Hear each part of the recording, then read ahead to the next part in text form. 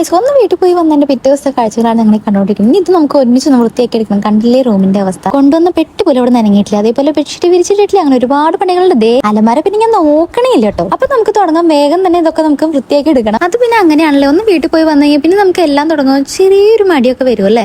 ഇനി മടി പിടിച്ചിരുന്നിട്ട് കാര്യമില്ല, വേഗം നമുക്ക് തീർത്തു തുടങ്ങണം. ഒന്നുമില്ലെങ്കിലും എല്ലാം ഇങ്ങനെ വൃത്തിയായിട്ടിരിക്കുന്നത് കാണുമ്പോൾ തന്നെ ഒരു സമാധാനം തോന്നും.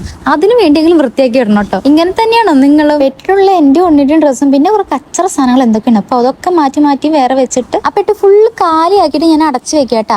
ഇനി ഈ പെട്ടിയുടെ ആവശ്യം ഓണത്തിന്റെ അന്ന് മാത്രമല്ലോ വീട്ടിൽ പോവാൻ. പിന്നെ ഉണ്ണിയുടെ പാമ്പേഴ്സ് എടുത്തിട്ട് അവളുടെ റാക്കിൽ തന്നെ കയറ്റി വെച്ചു കേട്ടാ. ഒരു ഞായറാഴ്ച ദിവസം ആയതുകൊണ്ട് മാത്രമാണ് ഇതൊക്കെ നടക്കുന്നത്. അല്ലാത്ത ദിവസങ്ങളിൽ എനിക്ക് ജോലി ഉണ്ടെങ്കിൽ ഇതൊന്നും നടക്കില്ല, ഞാൻ അവിടെ ഇരിക്കുകയുള്ളൂ. അതുകൊണ്ടാണ് സൺഡേ ആണോ ലീവ് ആണെന്ന് നോക്കാണ്ട് ഞാൻ ഇത് കൈയോടെ തന്നെ വൃത്തിയാക്കി ഇടണേ. രാവിലെ തന്നെ ഉണ്ണിയുടെ കാര്യങ്ങളും അതേപോലെ താഴെയുള്ള പണികളൊക്കെ തീർത്തിട്ടാണ് മേലേക്ക് വന്നിട്ട് ഇതൊക്കെ ചെയ്യണേ. ഇത് ഫുള്ള് കംപ്ലീറ്റ് ആയി കഴിഞ്ഞാൽ ഞായറാഴ്ചകളിൽ മാത്രം കണ്ടുവരുന്ന ഒരു കാഴ്ചയാണ് ഞാൻ താളി അരച്ച് കുളിക്കുന്നത് കേട്ടോ. നല്ല രീതിക്ക് മുടിവെച്ചലും കാര്യങ്ങളുള്ള കാരണം നാച്ചുറൽ ആയിട്ട് തന്നെ പോവാന്ന് വിചാരിച്ചു. അങ്ങനെ ചെമ്പരത്തിയിലൊക്കെ കൊണ്ട് ഞാൻ താളി അരച്ച് മുടിയിൽ നിറയെ എണ്ണയൊക്കെ ഇട്ട് നല്ല സെറ്റാക്കി കെട്ടി വെച്ചു കൂട്ടാ. നല്ല മുഷിങ്ങിരിക്കുന്ന കാണാൻ വേഗം പോയി കുളിച്ചുകൂട്ടാ. അത് കഴിഞ്ഞ് എന്റെ റൂം ഒന്ന് കണ്ടപ്പോൾ എനിക്കൊരു സമാധാനമായി ഗൈസ്. റൂമിന്റെ കളർ കോമ്പിനേഷൻസ് ഒന്നും നോക്കരുത്, ഞങ്ങളൊരു തട്ടിക്കുട്ടി ഒരു സെറ്റപ്പ് ഉണ്ടാക്കി വെച്ചിരിക്കുകയാണ്. നമ്മൾ എന്തായാലും ഇത് അപ്ഡേറ്റ് ചെയ്യാനുള്ള ഒരു പ്ലാൻ ഉണ്ട് കേട്ടോ.